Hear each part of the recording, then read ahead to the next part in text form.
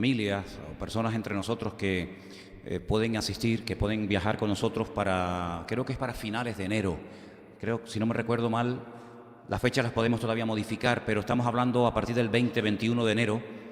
Hay un grupo de hermanos que me están llamando de diferentes partes de la península que quieren ir. Entonces, si hubiera algún hermano, alguna familia, alguien en la iglesia que disponga de tiempo y de recursos para poder viajar en enero a Israel, pues se hablan conmigo, ¿de acuerdo? Estamos organizando ese viaje, Dios mediante, para el mes de enero, porque en el mes de mayo ya tenemos un viaje previsto, pero es un grupo grande que viene de Bélgica, hermanos que vienen de Bruselas. Ellos van a ir como iglesia. No sé si se puede añadir a alguien más a ese grupo, pero en principio para el viaje de enero, si alguien quiere y puede ir, pues te hablas conmigo lo antes posible, ¿de acuerdo? Muy bien, hermanos, pues nada, pues ya dadas las bienvenidas a todos y a cada uno de ustedes, me gustaría que hiciéramos una breve oración un momentito antes del mensaje, porque yo pienso que este es un momento muy importante. Es el momento en el que el Señor va a hablar a tu vida, es el momento en el que Dios va a hablar a tu corazón. Ya hemos cantado, hemos adorado, hemos alabado a Dios. Ya le has expresado tu gratitud al Señor a través de las letras de estas alabanzas. Ahora llega el momento en el que guardamos quietud, silencio y calma y oímos la voz de Dios a través de su bendita palabra. ¿Estamos de acuerdo? Señor, te damos muchas gracias por este privilegio tan grande que nos das de estar aquí reunidos, Señor. Gracias, Dios mío, porque cuando abrimos tu palabra, nuestro corazón se conmueve, porque sabemos que es una palabra viva, una palabra eficaz, que siempre toca, siempre redarguye y exhorta al corazón. Te pedimos que en esta tarde estemos atentos y que podamos estar sensibles a la voz de tu palabra, Señor. Que tú traigas a nuestra vida la palabra necesaria y que oigamos todo lo necesario para que nuestra vida pueda ser bendecida y pueda ser fortalecida nuestra fe, para que sigamos adelante en tus caminos, caminando en victoria con tu ayuda y con tu bendición, Señor. En tu bendito nombre lo pedimos todo. Amén y amén. Aleluya. Me encontraba el viernes en el Puerto de la Cruz por la mañana con mi hermano José Gregorio. Estábamos haciendo allí algunas cosas en el Puerto de la Cruz. Había puesto pegado a la pared una mesa de esas de camping, de esas que se abren, ¿sabéis, no? Y cuando la fui a coger, sentí un dolor, un pinchazo aquí tan tremendo en mi mano izquierda. Pensé que me había clavado un clavo. Y cuando miré, tenía una abeja que me había picado, pero me han picado otras abejas en otro momento, pero esa me dolió más que nunca, créeme. Me dolió muchísimo. Y metió tan profundo el aguijón que me lo tuvo que ayudar a sacar José Gregorio. Esa no va a picar nunca más, porque en el momento en el que pica, cuando intenta volar, se le salen todas las entrañas, se le arrancan todos los intestinos, y ese es el motivo por el cual las abejas mueren, ¿sabes? No es otro más que ese.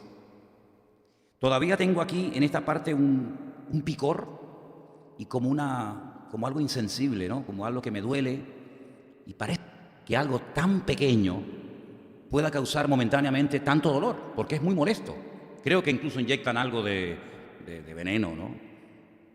Hace unos días en Galicia moría un señor por esta abeja o esta avispa asesina asiática que está invadiendo el norte de España, que ha venido en barcos chinos y que está matando a las ovejas verdaderas, a las que hacen la miel, y esta abeja asiática está haciendo destrozos en el norte de España y creen que en cuestión de pocos años va a invadir toda la península, y es algo muy peligroso porque sin abejas no hay vida.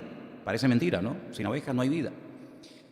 Y este señor moría, picado por probablemente miles de abejas. Pero ¿saben lo que me vino a la mente cuando me picó esta abeja? Pero así, instantáneamente, lo primero que me vino a la mente, un versículo de la Biblia. Instantáneamente. El versículo de 1 Corintios capítulo 15. ¿Dónde está, oh muerte, tu aguijón? ¿Dónde, oh sepulcro, tu victoria? Ese fue el versículo que me vino instantáneamente a mi cabeza. Y a raíz de eso, comencé a buscar en la Biblia la palabra aguijón. Y curiosamente hay un montón de versículos, muchos versículos que hablan acerca de la palabra aguijón. Hay un versículo en el libro de los Hechos donde no aparece en la versión en español, pero en griego sí aparece, y es cuando dice que después de oír la predicación del apóstol Pedro en el día de Pentecostés, dice que se compungieron de corazón. Y le preguntaron a Pedro, ¿qué podemos hacer? Y Pedro le respondió aquello de arrepentíos y bautícese cada uno de vosotros para el perdón de vuestros pecados. ¿Acordáis, verdad? Hechos capítulo 2. Ese compungirse, ese sentirse aludidos, zarandeados, habla acerca de que se les clavó como especie de un aguijón en el alma, que los sacudió y se dieron cuenta de que habían crucificado nada más y nada menos que al Mesías, al que estaba profetizado en las Sagradas Escrituras, por todos los profetas, ¿verdad? Después en el libro de los Hechos, el día que Pablo se convierte al Señor y cae postrado al suelo y pierde la visión, el Señor Jesucristo le habla y una de las cosas que le dice es: dura cosa te es dar coces contra el aguijón. ¿Os acordáis? Y viene a tu perdón de años más tarde en la lectura que hemos leído esta tarde en 2 de Corintios, capítulo 12, Pablo habla acerca de un aguijón, en plan metafórico, ¿no? Algo que le impedía estar bien, algo que le mantenía humilde, algo que le mantenía sometido a la voluntad del Señor, un aguijón en la carne. Puede ser que fuera algo de los ojos, por contextos de otros versículos que leemos en la carta de Pablo a los Gálatas y otros, ¿verdad? Y hay un versículo muy interesante donde aparece la palabra aguijón, y es en Eclesiastés. Sí, el libro de Eclesiastés, el libro de Coelet, el libro del Predicador, capítulo 12, versículo 11, un versículo buenísimo, donde aparece la palabra aguijón. Ahí lo tenéis. Las palabras de los sabios son como aguijones, y como clavos hincados son las de los maestros de las congregaciones, dadas por un pastor. Espero esta tarde clavarle muchos aguijones de la palabra del Señor en vuestras vidas. En el Antiguo Testamento el Señor le mandó al pueblo de Israel que cuando entraran en la tierra prometida, las naciones que estaban allí, que habían usurpado aquel territorio que no les correspondía, tenían que salir voluntariamente o tenían que hacerles la guerra y eliminarlos. Y dice: y si no lo hacéis, si no destruís a las naciones que están allí usurpando vuestro territorio, Números capítulo 33 dice: esos enemigos se convertirán en aguijones para cada uno de ustedes. Y así fue, y así sigue siendo hasta el día de hoy. Israel sigue teniendo naciones que le rodean, que son auténticos aguijones en la estabilidad emocional, espiritual, económica, ¿verdad?, del Estado de Israel. Tenemos en el libro de Ezequiel, el profeta Ezequiel, capítulo 28, un texto muy interesante que nos habla acerca de la famosa ciudad de Sidón, lo que hoy en día sería el Líbano. Pues dice la Biblia que esa ciudad iba a ser destruida y que nunca más volvería a ser un aguijón en la vida, en la estabilidad del pueblo de Israel. Así que podemos ir por todo lo largo y ancho de la Biblia y encontrar muchos versículos que hablan acerca de la palabra aguijón. Ahora, también se llamaba aguijón a una punta metálica que estaba en el extremo de las varas de los ganaderos. Cuando intentaban poner a dos animales juntos para arar el campo o para tirar de una carga, si se rebelaban, si no querían trabajar juntos, si cada una quería ir por un lado diferente y torcer el surco, pues entonces con esa vara que tenía en la punta, esa punta metálica, esa vara de madera que tenía esa punta metálica que le llamaban el aguijón, le golpeaban para obligarle al animal a no irse de la senda y ir por el camino correcto. También les dije en una ocasión que en Israel hay un lobo que es muy parecido por encima a la piel de la oveja. Y el lobo, que es un animal tremendamente astuto, agacha la cabeza y se introduce encubiertamente en el redil de las ovejas. Y el pastor, cuando iba contando, las ovejas iban entrando una detrás de la otra, él les iba dando con esa punta, con ese aguijón en el lomo a las ovejas, y las ovejas no se rebelan. Las ovejas son un animal humilde, sencillo, pero en cuanto le daba con esa punta, en cuanto le daba en el lomo, al lobo automáticamente reaccionaba, porque su naturaleza es la de lobo y no acepta que nadie le pinche, que nadie le moleste, ¿verdad? Y así se podía saber si este era lobo o este era oveja. Interesante, ¿no? Dice Pablo: pínchalos primero, pínchalos a los que dice que quieren servir al Señor, pruébalos primero. Y si aprueban el examen, entonces serán aprobados para ser obreros, de lo cual no tengan nada de qué avergonzarse. Pero realmente el aguijón es algo muy pequeño. El aguijón es algo que en comparación con el dolor que causa, es muy pequeño. Y yo he titulado el mensaje de esta tarde: cuidado con las pequeñas cosas. Dísela que está a tu lado, díselo así: cuidado con las pequeñas cosas. Los seres humanos le damos mucha importancia a lo grande, ¿no?, a lo llamativo. Sin embargo, la Biblia le da mucha importancia a las cosas pequeñas.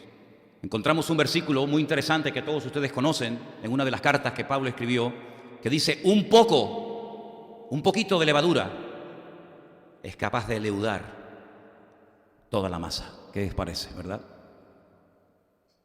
Encontramos en la Biblia que a veces cosas pequeñas pueden hacer grandes cosas. Por ejemplo, pequeñas o pocas palabras produjeron milagros espectaculares. Señor, sálvame. 2 palabras. Y bastaron simplemente 2 palabras para que el Señor asiera de Pedro y lo salvara de una muerte segura en las aguas del mar de Kineret o del mar de Genesaret, en la región de Galilea. Acuérdate de mí cuando vengas en tu reino. ¿Verdad? Una oración muy cortita, una petición muy corta, pero muy eficaz, muy al grano. Y el Señor le contestó diciéndole, hoy mismo estarás conmigo en el paraíso, ¿verdad? A veces una palabra del Señor servía para llamar a un hombre al ministerio. Hay personas que llevan años escuchando la palabra de Dios y ni se mueven, ni se inmutan. Sin embargo, el Señor una vez le dijo a uno, sígueme. Y levantándose, dejándolo todo, le siguió, dice la Biblia. Hablamos de Leví, o hablamos de Mateo, el que después escribiría el Evangelio.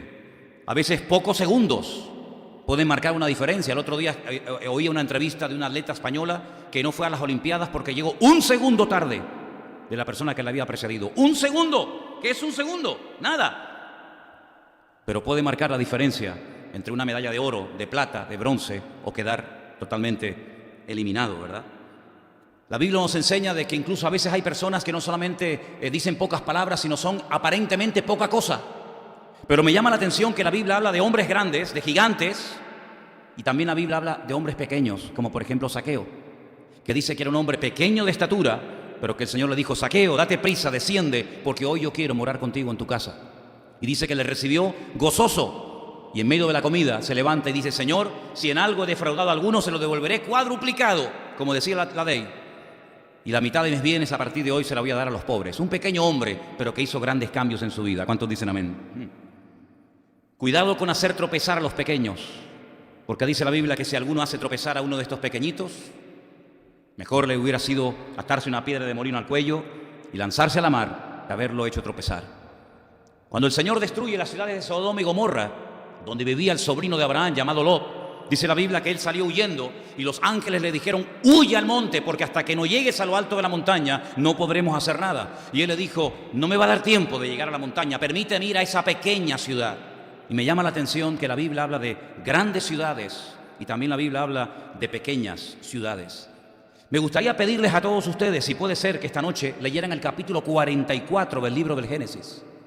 El libro de Génesis, el capítulo 44, nos habla de 2 hermanos, o mejor dicho, más bien de un hermano llamado Judá, cuyo nombre significa alabanza, de la cual vendría el Mesías, el cetro de David, de león de la tribu de Judá. La Biblia nos enseña que cuando los hermanos de José están en Egipto y José les obliga a bajar con su hermano pequeño, el Benjamín, el único hijo que le quedaba aparentemente con vida de su querida y amada esposa Raquel, porque pensaba que José había muerto, despedazado por las fieras, Judá intercede de una forma increíble por su hermano pequeño y dice, tómame a mí, pero no hagas que mi padre pierda o corra el riesgo de perder a su pequeño hijo, a nuestro pequeño hermano, porque sería la puntilla y sería la peor noticia que nuestro padre podría recibir en la vida. Intercediendo el grande y preocupándose el mayor por el menor. ¿Cuántos dicen amén? Cuando el Señor ordenó la celebración de la fiesta de Pesaj, la fiesta de la Pascua, ordenó que cada familia comprara y consumiera un cordero. Pero fíjate cómo el Señor sabía que en Israel no solamente había familias numerosas y familias muy grandes con muchos hijos, sino que también había familias muy pequeñas que tal vez no tenían la capacidad, el poder adquisitivo de poder comprar un cordero, y además eran pocos. Entonces les decía a las familias pequeñas que se unieran con otras familias, que se unieran a sus vecinos y pudieran de esa manera celebrar la fiesta de la Pascua. Qué bonito cómo el Señor se preocupa de las familias pequeñas y también de las familias grandes. Amén, hermanos. Cuando Moisés tuvo que organizar y delegar responsabilidad en el pueblo de Israel para poder administrar a tantos millones de personas que vivieron durante más de 40 años en el desierto, dice que levantó jueces, levantó personas para que se encargaran de solucionar los problemas pequeños entre el pueblo y los problemas grandes y de difícil solución recurrieran a Moisés como el pastor de la congregación. Fíjate cómo en el pueblo de Israel no solamente se daba importancia a los problemas grandes, sino también se le daba importancia a las pequeñas discusiones, a las pequeñas discrepancias, a los pequeños problemas que podían traer división al pueblo. ¿Os acordáis cuando Pablo desde la cárcel, desde una mazmorra en Roma, escribe una carta llamada la Carta a los Filipenses y les dice a aquellas hermanas llamadas Evodia y Síntique, que aparentemente eran dos nada más, no había tantos problemas en la congregación, pero Pablo interviene y le dice: os ruego, hermanas Evodia y Síntique, que os unáis, que seáis de un mismo sentir, porque los pequeños problemas pueden traer grandes desgracias si no se solucionan. Amén, hermanos. Cuando se distribuyó la tierra prometida, Números capítulo 26, dice la Biblia que había tribus que eran muy grandes. Por ejemplo, la tribu más grande de las 12 era la tribu de Manasés, que recibió heredad a este lado del Jordán y al otro lado del Jordán, porque era una tribu que se había extendido, había crecido mucho, y entonces la tierra tenía que ser repartida en mayor medida a los que eran más. Pero había tribus que eran muy pequeñas, y dice la Biblia que también a las tribus pequeñas, por suertes, había que repartirles la tierra correspondiente. Qué bonito, ¿verdad? Como el Señor es un Dios bueno, es un Dios justo, que bendice a todos, a los que tienen muchos recursos, a los que tienen menos recursos. Y cuando años más tarde estas tribus ya están afincadas, ¿verdad?, en el país, y comienzan a proporcionarle al futuro rey de Israel, al rey David, una serie de ayudas, dice que la tribu de Isaacar, que en aquel momento no pudo aportar mucho, simplemente aportó a 200 hombres. Las otras aportaron miles y miles de hombres. La tribu de Isaacar solamente aportó 200 hombres, pero 200 hombres, hermanos, dice que eran entendidos en los tiempos.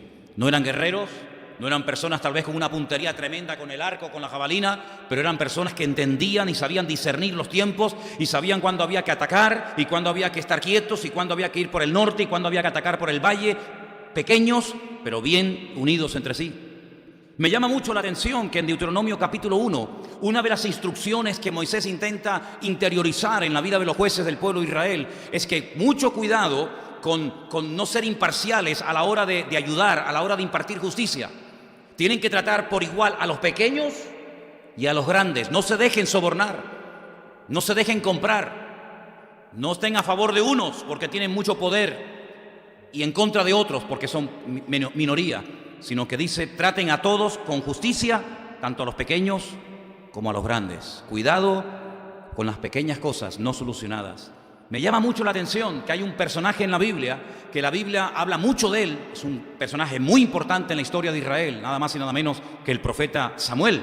Con él podríamos decir en cierto sentido que nació el ministerio profético, porque estamos saliendo de la época de los jueces, pero con Samuel, el último juez, entra una etapa nueva en la que a través de los profetas el Señor va a traer ministración y palabra e instrucción específica y concreta al pueblo, a los reyes, a las personas.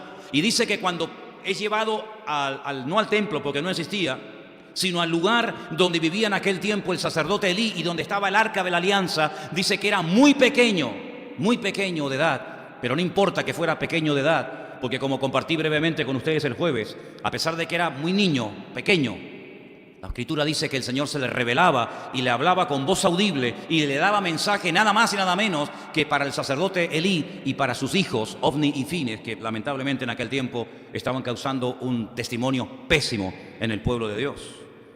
Saúl, cuando es nombrado rey, me llama mucho la atención algo que dice.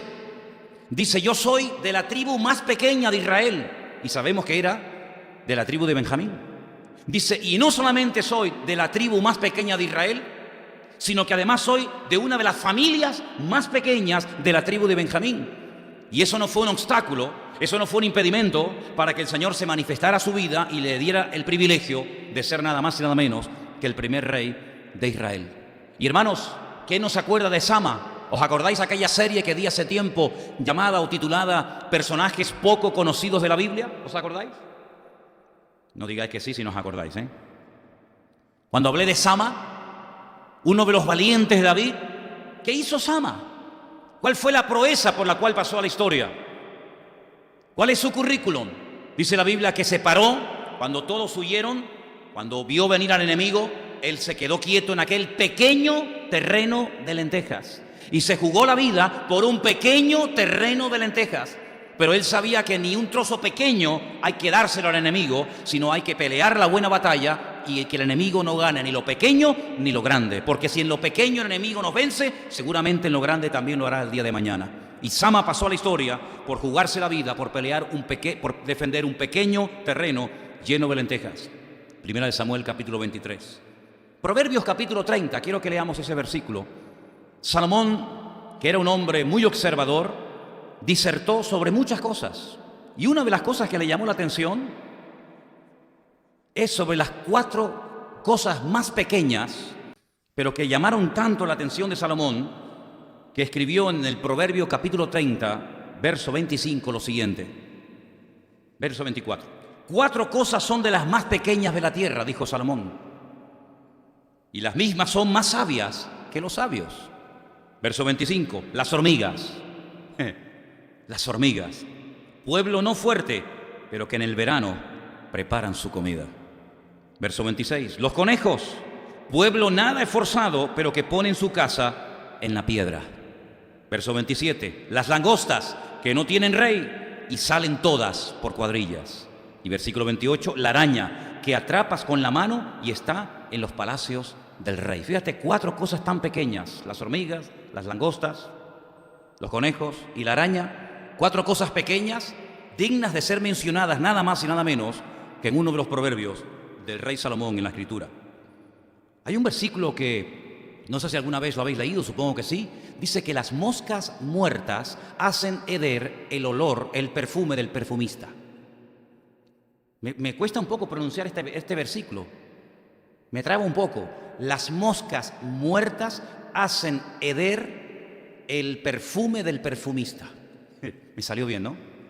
Y añade, la poca locura, ¿cuánto daño logra hacer?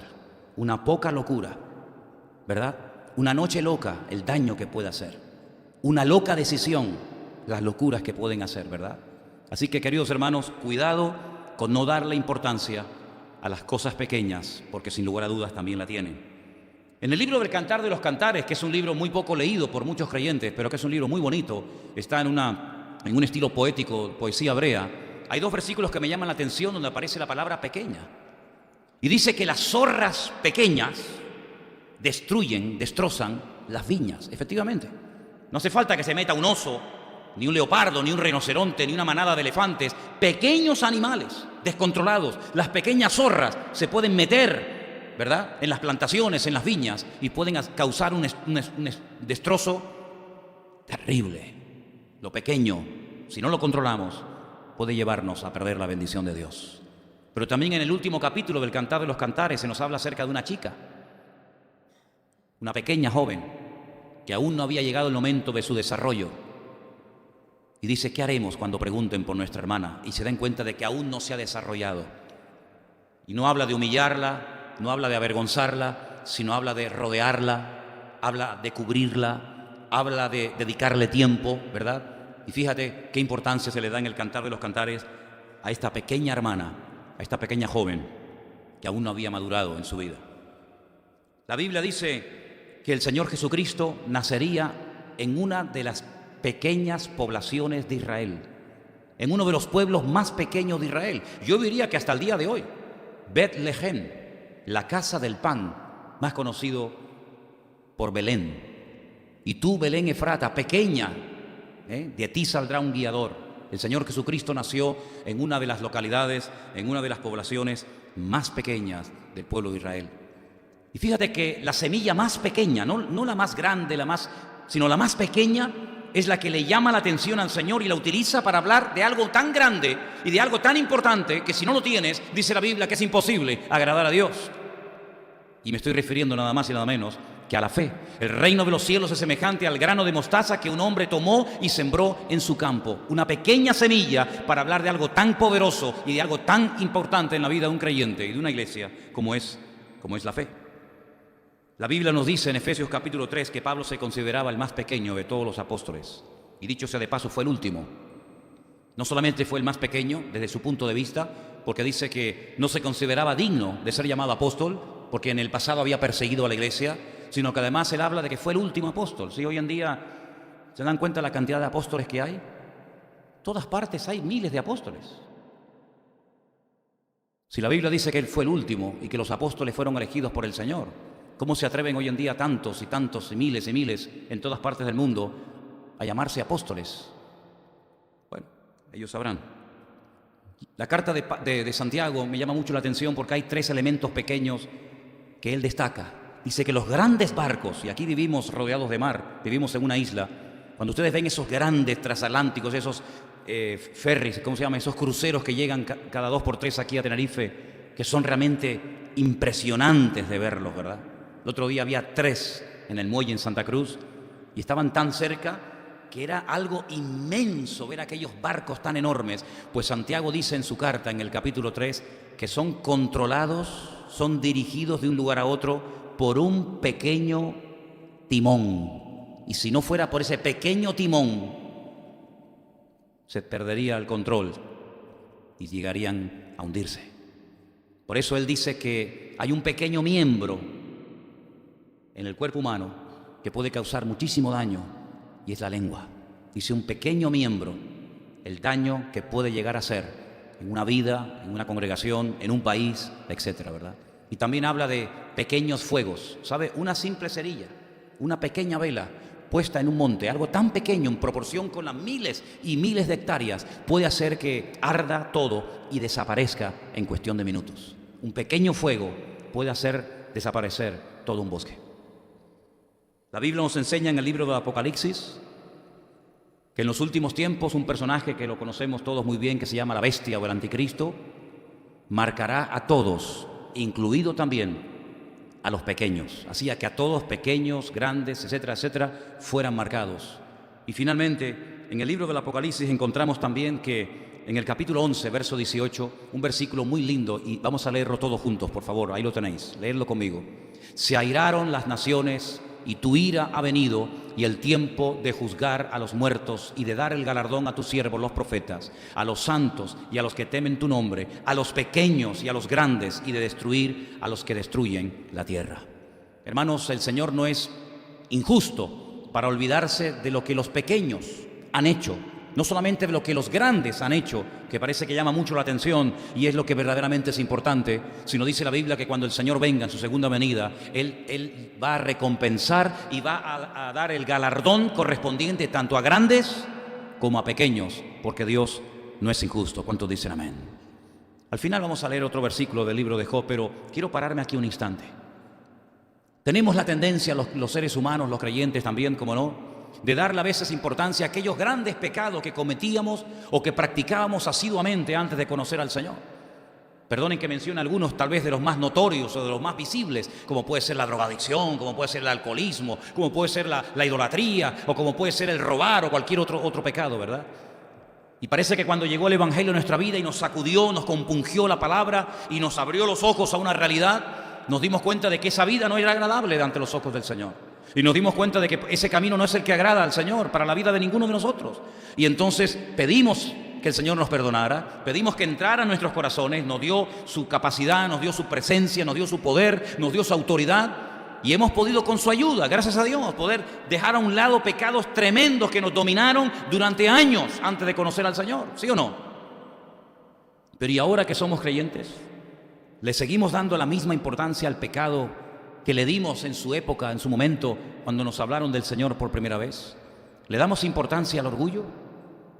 ¿Le damos importancia a la mentira? ¿A la hipocresía? ¿Le damos importancia a la falta de compromiso? Son cosas pequeñas que no se notan tanto, ¿verdad? ¿Le damos importancia a la falta de puntualidad y de seriedad a la hora de comprometernos para servir al Señor? ¿Le damos importancia al hecho de poder venir a la iglesia y disfrutar de esta libertad que de momento tenemos para congregarnos? Le damos importancia a esas cosas pequeñas que a veces como que, bueno, no pasa nada, esa película, esa escena, esas palabrotas.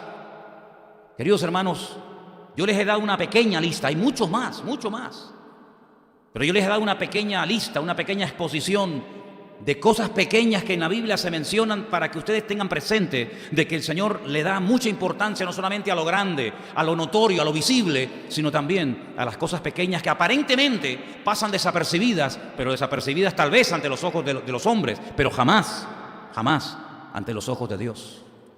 Hay un pasaje en el Antiguo Testamento que todos ustedes conocen perfectamente, y es el pasaje cuando el pueblo de Israel ataca y destruye la ciudad inmensa, enorme de Jericó. Una ciudad con un doble muro, Una ciudad prácticamente imposible de conquistar, pero la conquistaron. Porque acataron el diseño, el plan de ataque de Dios, que era simplemente dar vueltas y vueltas. Y la ciudad cayó.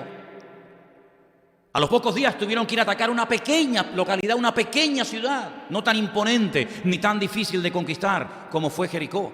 Y fíjese qué poca importancia se le daba a esa pequeña ciudad, que también había que conquistarla, que Josué no moviliza todas las tropas. Josué dice, bueno, con unos cuantos soldados esto es pan comido. Sin embargo, vinieron derrotados. Hombres murieron en el campo de batalla. Josué se desespera. Josué rasga sus vestiduras y le pregunta al Señor, Señor, ¿por qué? ¿Por qué pudimos con lo grande y no pudimos con lo pequeño? Tú no me prometiste eso. Tú me dijiste, Señor, que estarías conmigo como habías estado en el pasado con tu siervo Moisés. Tú me prometiste que nadie me podría hacer frente en todos los días de mi vida. No entiendo por qué hoy gano y mañana pierdo.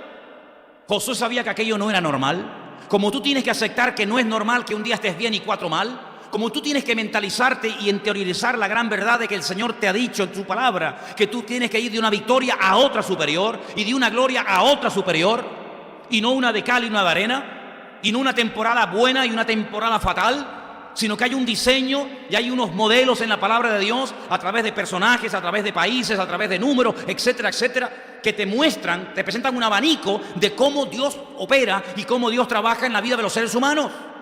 Y por eso Josué dice, Señor, ¿qué pasa? Y el Señor le dice, es que ha entrado el pecado en el pueblo.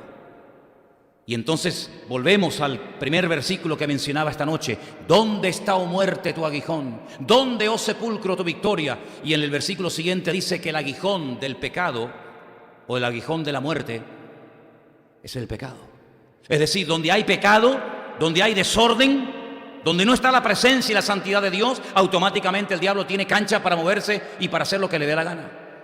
Y entonces el Señor le dice a Josué, ¿te acuerdas que se había dicho que en esta primera conquista, en esta primera ciudad, nadie cogiera nada? Que no cayeran en la trampa y en la tentación de dejarse arrastrar por los ojos. Porque cuando entraran ustedes a la ciudad de Jericó, iban a ver ropas hermosas, iban a ver joyas, iban a ver cosas que a ustedes les iban a llamar la atención. Al fin y al cabo, ustedes venían de una vida de esclavitud. Y esta es la razón por la que habéis hecho hoy el ridículo y habéis perdido hombres en el campo de batalla. Porque hay uno solo. Hermano, estamos hablando de una masa de millones de personas. ¿Qué más da uno? Como si no hubiera siempre 1, 2 o 3 o 4 que están en desorden mientras los demás se esfuerzan por vivir en santidad. ¿Qué tiene que ver que haya uno que haya pecado y que haya desobedecido para que el resto del pueblo sufra las consecuencias? Bueno, pues esos son nuestros conceptos, pero la Biblia dice que nuestros pensamientos no son los pensamientos de Dios. Dios le da importancia a 1 y le da importancia a 1000 y le da importancia a 20.000, exactamente igual. Y el Señor le muestra a Josué que hay un hombre llamado Acán, que cuando entró a conquistar la ciudad de Jericó, robó cosas del enemigo y las ocultó en su casa. Las ocultó en su tienda de campaña. Y sus hijos lo vieron. Y su mujer lo vio y consintió y aprobó aquello. Y el Señor le dijo, y hasta que este problema no se solucione, no vas a levantar cabeza y el pueblo no va a avanzar en victoria. La Biblia nos enseña que a la mañana siguiente todos comenzaron a desfilar de uno en uno por delante de Josué y el problema fue extirpado de raíz. No se pactó, no se llegó a un acuerdo, sino que se extirpó de raíz el problema y a los pocos días volvieron a conquistar Jai y la conquistaron como tenía que ser desde el principio. ¿Te das cuenta cómo en la Biblia se le da importancia a lo grande y también se le da importancia a lo pequeño? ¿Te das cuenta cómo con el fuego no se puede jugar aunque sea pequeño? ¿Te das cuenta que no se puede consumir pequeñas dosis de veneno? No pasa nada, al fin y al cabo no me he tomado la botella entera, me estoy tomando muy poca cantidad, no importa la cantidad.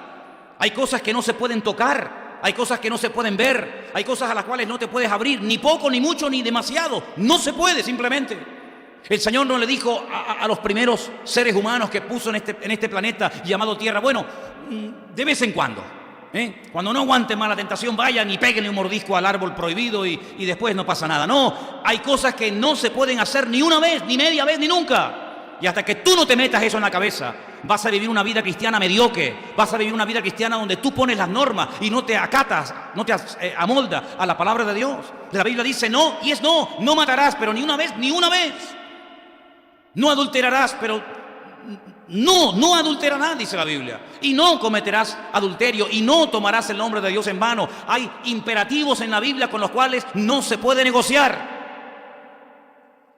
No se puede forzar a Dios a que te dé libertad en lo que Él dice no. Y no dice no porque es un dictador que te quiere amargar tu existencia, sino es todo lo contrario.